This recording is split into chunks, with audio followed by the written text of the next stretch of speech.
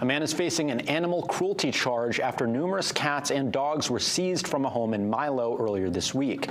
We want to warn you, some of the details of this case are disturbing. According to the Milo Police Department, police were called to a residence on Turner Howe Road Sunday for a reported assault.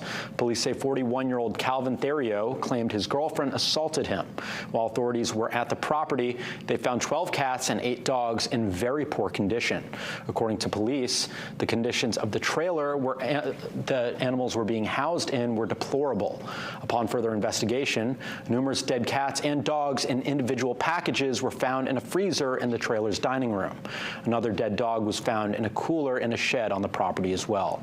Therio has been issued a summons for animal cruelty.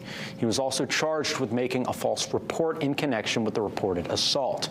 A deceased cat and dog were taken by the state for a necropsy. The surviving animals were taken to multiple area shelters. The investigation is ongoing.